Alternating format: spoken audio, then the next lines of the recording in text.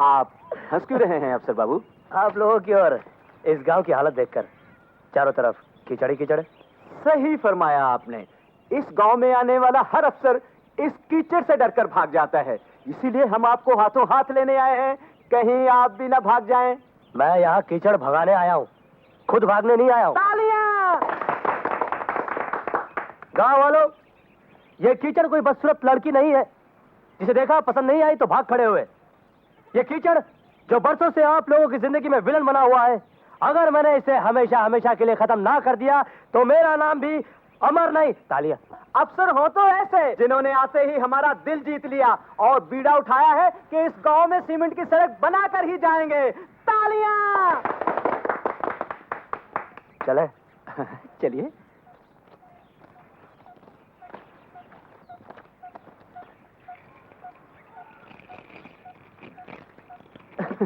इसे हम कभी कभी खोलते हैं, शायद इसलिए जंग लग गई है। ये जगह तो हमारे लिए मंदिर की तरह पवित्र है। आप जैसे अफसर लोग कभी आते हैं तो उन्हें बस यहीं ठहराते हैं।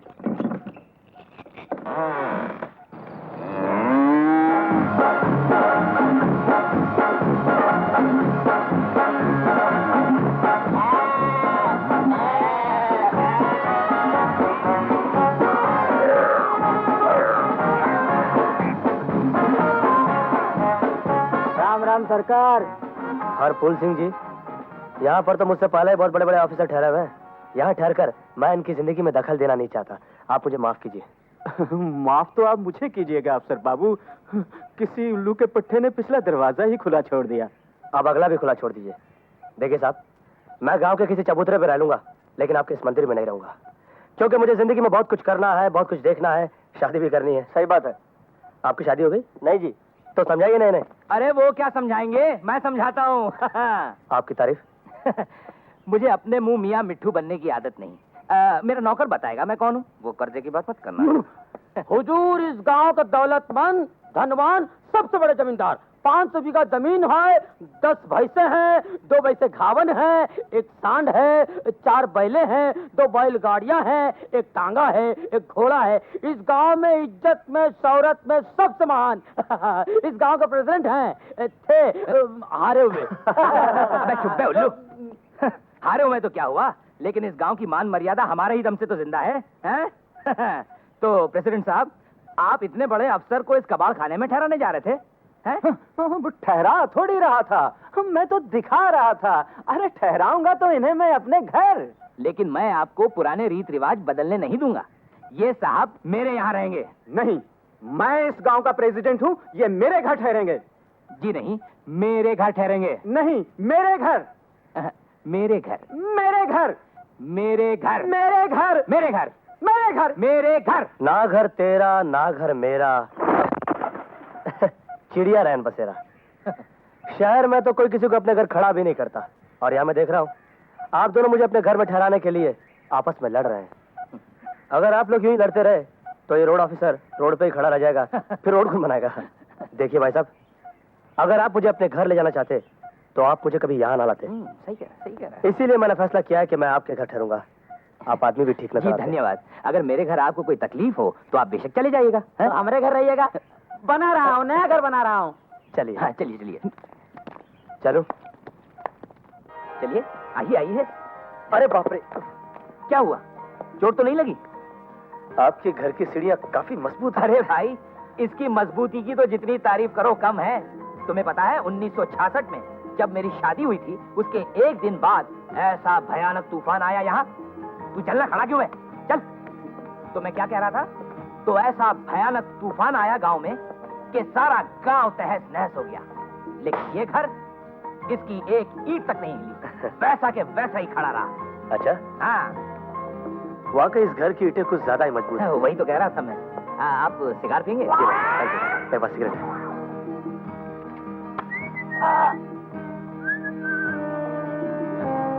अरे तू खड़ा खड़ा मुंह क्या देख रहा है?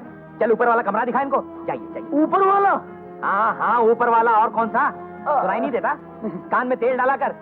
जाइए आप इसके साथ ऊपर जाइए, मैं चाबी लेकर आता हूँ। ऊपर वाला कमरे की बात करता है, बिना चाबी कहाँ और तेल डालने का रहा। अरे ये किसे ले आए आप? अमर बाबू को, ओवरसीयर हैं, सड़क बनाने आए हैं गांव में। तो ऊपर क्यों ले गए आप? ऊपर रहेंगे वो 10 दिन के लिए। हाय राम, आपकी अकल पर पत्थर पड़ गए क्या? ये क्या करने चले आप? तुम जाकर चाबियां लाओ, मैं ऊपर का ताला खोल दूं। पहले अपने दिमाग का ताला खोलो। हैं? क्या आप नहीं जानते आपकी बेटी कैसी है? कैसी है? एक बार भूल करके मैंने उसकी थाली में खाना खा लिया था, उसने थाली बाहर फेंक दी थी। इस सड़क के ऑफिसर को तो वो सीधे सड़क पे फेंक देगी। हाँ, तुम क्या मुझे बेवकूफ समझती हो? हैं? और नहीं तो क्या, सब कुछ जानते हुए भी खतरा मोल ले रहे हैं। कहीं वो आधमकी तो? अरे ऐसे कैसे आधमकेगी? कॉलेज की छुट्टियां 15 दिन बाद शुरू हो रही है। जया आएगी तो 15 दिन बाद आएगी, और अमर बाबू तो 10 दिन होते ही यहाँ से चले जाएंगे। हेलो। हाँ? अरे वाह, तुम्हें बोलना किसने सिखाया? जया। छोटी मालकिन की मैना है। अच्छा, अरे ये तो खूब बोलती है यार। अरे साहब, ये तो अजीब और गरीब मैना है। मैना का है समझो सोने की चिड़िया है। हाँ, और हमारे घर के लोगों का विश्वास है कि अगर ये यहाँ से चली जाए तो मुसीबत टूट पड़ेंगी इस घर पर। हाँ, और ये अगर यहाँ है तो खुशियाँ ही खुशियाँ रहेंगी इस घर में। हाँ, वो क्या कहते हैं अंग्रेजी में, गुड लक। हाँ। जिसकी मैना ऐसी है वो खुद कैसी होगी? अरे साहब मत पूछो, उसके बगैर तो इस घर का पत्ता भी नहीं हिलता। हाँ, और ये जो मालिक इतना चहक रहे हैं ना, बेटी के सामने बोलती बंद हो जाती है। हाँ, इतना घबराते हैं कि सिगार पीना हो तो गांव के बाहर नदी के पार जाके पीते हैं। हाँ। अच्छा। अरे बहुत घबराते हैं। क्यों रे? साहब खड़े हैं और तू बकवास किए जा रहा है। अरे नहीं, ऐसी कोई बात नहीं है, वो तो मैं ही हूँ। आप इतनी हैरानगी से क्या देख रहे हैं? नहीं, वो आपकी बेटी घर में नहीं है क्या? नहीं, वो तो कॉलेज में पढ़ती है ना, शहर गई हुई है। कब तक लौटेगी? आपका रहते हुए तो नहीं लौटनी चाहिए। चुप है, बकवास बंद कर। चल चल निकल यहाँ से, निकल। कौन सा लगता है? आप आइए ना जी। आइए। ये मेरी बेटी का बेडरूम है। अरे, आवाज के शहंशाह पंकज उधास की तस्वीर। जी हाँ, संगीत मेरी बेटी की जिंदगी है। गाती है क्या? नहीं, सुनने का बड़ा शौक है। जिस तरह बीन की आवाज नागिन को प्यारी लगती है, उसी तरह मेरी बेटी को गाना। कब शुरू करेंगे? क्या गाना? गाना नहीं, सड़क बनाना।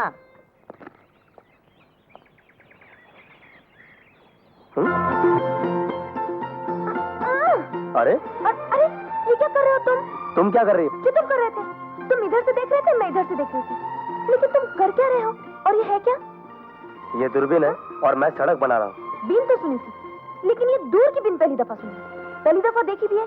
और हाँ, तुम वही अफसर साहब हो जो हमारे गांव में सड़क बनाने आए हो, लेकिन तुम तो हमारे घर। तुम्हारी जबान है तूफान मेल, बोले चली जा रही हो। कौन हो तुम? हाँ, अच्छा, तो तुम प्रेसिडेंट की बेटी हो? हाँ, वही तो मैं कह रही थी। मैं यहाँ की मुखिया की बेटी हूँ। मेरे पिताजी पूरे इस गांव के मुखिया हैं। वैसे लोग उन्हें मुन्नी के पिता कहकर भी पुकारते हैं, लेकिन पिताजी मुझे हमेशा मुन्नी कहकर पुकारते हैं। अरे, मैंने तो तुम्हें अपना नाम भी बता दिया। वैसे ये मेरा पूरा नाम नहीं है। अच्छा, फिर तुम्हारा पूरा नाम क्या है? पूरा नाम मुनिया रानी हरफुल सिंह चौधरी, बलराना रणधीर सिंह चौधरी, बलराना रंजीत सिंह चौधरी, बलराना रण बहादुर सिंह चौधरी। मैंने तुम्हारा नाम पूछा था, तुम्हारे पूरे खानदान का नाम नहीं पूछा। खानदान तक तो अभी मैं पहुंची नहीं। खानदान का सिलसिला तो ऐसा है कि इस सिलसिले को यहीं खत्म कर दो, वरना तुम पूरे गांव के लोगों का नाम गिना के सुना दोगे। मैं तो सिर्फ अपना, अपने बापू को और अपनी माँ का नाम बता रही थी। वैसे माँ का नाम बता के भी फायदा नहीं, वो तो है ही नहीं इस दुनिया में। वो तो कब की मर गई। लो, मूंगफली खाओ, बहुत मजेदार है। जी नहीं, शुक्रिया, मुझे बहुत काम है। काम के साथ पेट पूजा भी होगी तो काम ज्यादा अच्छा होगा। वैसे एक आध दिन तो तुम्हें खाना मिल जाएगा, लेकिन जिस दिन जया, जो मैं बतानी थी वो तो भूल गई। तुम्हारी जान को बहुत खतरा है। खतरा? कैसा खतरा? कैसा खतरा? ऐसा खतरा कि भगवान ही चाहे तो तुम्हें बचा सकता है, इंसान नहीं। तुम शायद जया को नहीं जानते। जया ऐसी भयंकर लड़की है कि तुम्हारी दूरबीन उठा के कहीं दूर फेंक देगी, और तुम्हारा क्या होगा ये तो भगवान ही जाने। तुम शायद नहीं जानते, जया के नाम से सारा गांव कांपता है। अरे बदतमीज, बस में कैसे बैठे तुम्हें मालूम नहीं? मैंने क्या किया? दूसरा थप्पड़ मारकर बताओ तूने क्या किया? अरे, जाने दो, बहन जी जाने दो। ऐसे कैसे जाने दूं? इसमें मेरा क्या कसूर है? बस का पहिया गड्ढे में गिरा और मैं टकरा गया। तू क्यों टकराए मुझे मालूम है, मगर तुझ जैसे बदमाशों की अकल ठीक करना मैं अच्छी तरह जानती हूँ। मैं कोई लुच्चा और बदमाश नहीं, शरीफ खानदान का लड़का हूँ। हाँ बहन जी, ये कलेक्टर साहब का लड़का है। कलेक्टर का बेटा हुआ तो क्या दूसरों की बेटियों से बदतमीजी करेगा ये? अरे ड्राइवर रोको रोको। चलिए चलिए बहन जी, आपका स्टॉप आ गया। हाँ हाँ मालूम है मुझे। और हाँ, अगर दूसरी बार ये मुझे इस बस में नजर आया तो जूतियां मार मार के इसका सर गंजा कर दूंगी। बहन जी जाने भी दीजिए, चलिए अभी। उल्लू का पट्टा पाजी। आज के जमाने में भी ये लोग औरत को कमजोर समझते हैं। बिगड़न बचलनिया कैसे सपारी, अरे कैसे सपारी। ओ रामा, अरे आई गवा तूफान भैया बचाव सबकी जान, निकल भागा। आज सुबह से मेरी दाहिनी आंख फड़क रही है। अच्छा? पता नहीं क्या मुसीबत आने वाली है। मुसीबत को आना है तो आए, लेकिन जया नहीं आने वाली। और अगर आ भी गई तो मैं डरने वाला नहीं। और सुन लो सावित्री, जब मैं उसे डांटूं फटकारूं तो तुम हरगिज बीच में नहीं बोलोगी। मैं बीच में नहीं बोलूंगी, मगर आखिर में जरूर बोलूंगी जो आपने किया अरे है। क्या किया है मैंने? कौन सा जुर्म किया है? और सावित्री, अगर आज जया ने जरा भी चूचा की तो याद रखना, मैं भी श्रीवास्तव हूँ। वास्तव में गुस्से से जल उठूंगा मैं। अच्छा? मालिक मालिक मालिक, क्या है बे? आ गई है। हैं? कौन आ गई? बस आ गई है। ओह, बस आ गई तो चली भी जाएगी। अरे चले नहीं जाएगी मालिक, छोटी मालकिन आई है। अरे अरे, वो जानवर कहाँ घुसे जा रहे हैं मेरे खेत में? मैं अभी कहाँ भाग रहे हैं आप? अब भाग कौन रहा है? वो तो जानवर खेत में घुस जाते हैं, नुकसान करते हैं, तो मैं उन्हें भगाने जा रहा हूँ। तो तुम ऐसा करो, तुम घर जाओ, मैं आता हूँ। घर तो मैं अब आपके साथ ही जाऊंगी। चलिए चलिए। जानवर काट। अब क्या होगा मालिक का? बेड़ा गर्क होगा। हेलो।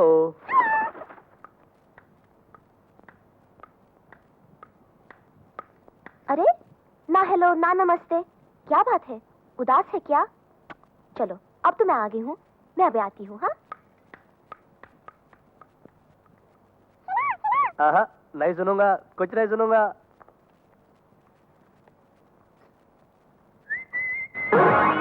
अरे बाप रे। अब कहाँ भाग रहे हैं? बैठिए और संभालिए अपनी बेटी को। ये हमारा घर है। मैं पूछती हूँ, ये हमारा घर है? हाँ बेटी, ये तुम्हारे तो घर है। तो वो कौन है जो ऊपर है? देख लिया तुमने? मैंने इस औरत को मना किया कि ऐसी गलती न करे, फिर भी इसने मेरी एक बात नहीं मानी और उस रोड इंजीनियर को घर में लाके ठहरा दिया, और वो भी तुम्हारे कमरे में। अरे कम से कम इतना तो सोचा होता कि हमारी बेटी ये सब पसंद नहीं करती। जो छोटी छोटी बातों पे आग बबूला हो जाती है, वो भला ये कैसे बर्दाश्त करेगी कि कोई गैर उसके कमरे में आकर रहे? ठीक है, गांव का रोड बनाने आया है तो रोड पर जाकर रहे, मर थोड़ी जाएगा। रोड इंजीनियर है, कोई लाट साहब तो है नहीं। अब जवाब दो, चुप क्यों हो गई? अब हमारी जया बेटी रहेगी कहाँ? हमारी बेटी तो बेचारी अपने ही घर में अजनबी हो गई। अब बेटी तू ही बता मैं क्या करूं? जो होना था सो हो गया। अब ये घर तेरा है, मर्जी भी तेरी चलती है, अब तू ही फैसला कर। माँ, तुम उसे लेकर आई हो? हाँ, मैं उसे लेकर आई हूँ। लेकिन मेरे कमरे में क्यों ठहराए उसे? इसलिए कि वो कमरा इस घर में सबसे अच्छा कमरा है। और फिर ये तेरे पिताजी की मान मर्यादा का सवाल था। इनकी इज्जत बढ़ाकर मैंने कोई गलती नहीं की। और फिर इतना बड़ा घर है, किसी भी कमरे में रह जा, उस कमरे की क्या जरूरत है? ये ले, हाथ मुंह धो ले और ज्यादा दिमाग खराब मत कर। जया, जया, क्या पागलपन है जया? अरे बाप रे, तो चौका है रे। जया रुक जा। जया, ये सब आपके वजह से हुआ। ये लड़की तो घर का सारा सामान। अरे बाप रे। जया बहुत हो चुकी। जया, जया, ये तो इधर ही है। भगवान, ये तो क्रिकेट का मैदान हो गया। अरे घर नहीं है भगवान। छोटी मालकिन तो कप्तान कपिल देव हो गई है। ए बाप, भागा रे भागा भागा। कल्लू, हाँ, अरे जरा एक पैकेट सिगरेट लेके आना। सिगरेट? कैसन सिगरेट बाबू? अरे बाबा, विल्स सिगरेट। ये ले पैकेट ले जा और दुकानदार से कहना कि ये सिगरेट दे दे। बाबू, आप हमको जहर दे दो, हम हंस के पी लेंगे। यहाँ से कूदने को कहो, आंख बंद करके कूदेंगे, लेकिन सिगरेट की बात मत करो बाबू। छोटी मालकिन ने कहीं देख लिया, हमारी तो छुट्टी हो जाएगी। सरकार देखिए, ये सिगरेट नहीं पीना, ये इस घर का नियम है। घर के नियम घर वालों के लिए होते हैं, मेहमानों के लिए नहीं। तेरी छोटी मालकिन का नियम वियम मुझ पर नहीं चलेगा, समझा? जा जाके सिगरेट लेके आ, बहुत तलब लगी यार, जा। कल्लू, सिगरेट तो क्या, दुनिया की कोई भी नशे की चीजें मांगे तो उनकी हर फरमाइश पूरी करो। ये हमारे मेहमान हैं और मेहमान भगवान होता है। लेकिन छोटी मालकिन, ये भगवान तो सिगरेट पीता है। पीने दो, जब इन्हें अपनी सेहत की परवाह नहीं तो हम कौन होते हैं मना करने वाले। ये लीजिए। अगर आप अपनी जान के दुश्मन नहीं होंगे और आपको अपने आप से प्यार होगा तो आप सिगरेट नहीं पिएंगे। मुझे अपने आप से प्यार तो नहीं, लेकिन आपका कहना बड़ा प्यारा लगा। आज से सिगरेट बंद।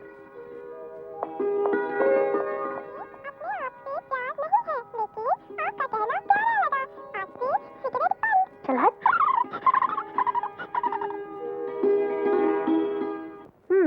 कल उसके कहने पर सिगरेट पीना छोड़ दी, आज उंगली जला ली, कल को कहेगी काम करना छोड़ दो, परसों कहेगी कपड़े पहनना छोड़ दो और नंगे। मुन्नी, तुम बोला कम करो और सुना ज्यादा करो। ये नहीं कि दिन भर बकबक करती जाओ, भले उसका कोई मतलब हो। मैं तो सिर्फ बकबक करती हूँ, लेकिन जया ने तो तुम्हारी भक्ति भी शुरू कर दी है। चुप। अरे अरे अरे, मेरा मुंह मत बंद करो, मुझे बात करने दो। और बात ये है कि अब तुम गए काम पे। अच्छा, वो देखो उस पेड़ के पीछे, अब तुम दोनों को मिलाने का मेरे पास एक ही तरीका है। क्या? सुनो।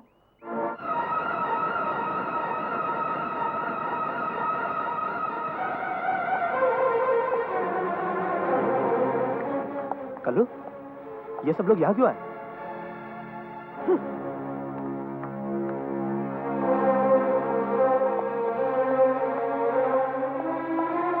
क्या हुआ प्रेसिडेंट साहब? क्या हुआ? जया घर से निकली थी तुमसे मिलने, जब वापस लौटी तो गुस्से से लाल पीली थी और आते ही उसने फांसी लगाने की कोशिश की। ये तो अच्छा हुआ कि ऐन वक्त पर उसकी माँ वहां आ गई और उसने बचा लिया, वरना वो तो। क्या कहा था तुमने उसे? मैं बताती हूँ चाचा जी की असलियत क्या है।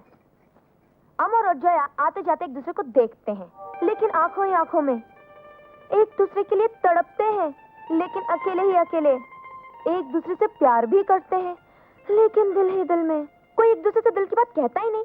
मैंने सोचा यूं ही आए भरती भरती ये दोनों बुढ़े ना हो जाएं। मैंने तो इन दोनों को करीब लाने की कोशिश की थी, लेकिन ये जया कुछ और ही समझ बैठी। चाचा जी, मेरी माँ ने इन दोनों की जल्दी शादी कर दीजिए। हाँ, तो ऐसे हुई इन दोनों की शादी, ऐसे गुजरे इनके दिन, ऐसे ही प्यार में कटी इनकी रातें। नया शहर है, नई जवानी है, नया जोश है। रघुपति राघव राजा। लगता है पड़ोस में भगवान का कोई बहुत बड़ा भक्त रहता है। धर्मचंद जी, धर्मचंद जी, कोई है घर में? कौन? क्यों, पहचाना नहीं? क्या नहीं पहचाना? कैसे पहचानूं?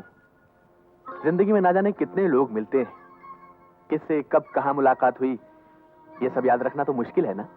वेलकम होटल, रूम नंबर 101, याद आया? होटल?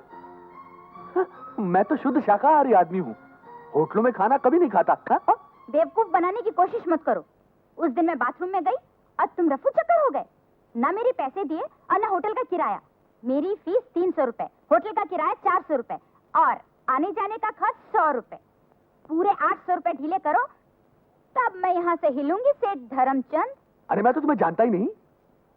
तुम्हारी तस्वीर दिमाग के हर कोने में ढूंढ ढूंढ कर परेशान हो रहा हूँ और तुम हो कि सट्टे बाजार की तरह भाव पे भाव बढ़ाई जा रही हो। कमरे का किराया, तुम्हारी फीस, आने जाने का खर्चा, मेरी तो कुछ समझ में ही नहीं आ रहा। क्या नाम है तुम्हारा? तुम मुझे झुटला सकते हो, लेकिन अपने लिखावट पहचानने से इनकार नहीं कर सकते, क्योंकि इस कागज पर तुमने अपने हाथ से अपना नाम, पता और होटल का रूम नंबर लिखा था। ये सबूत काफी है मेरे लिए।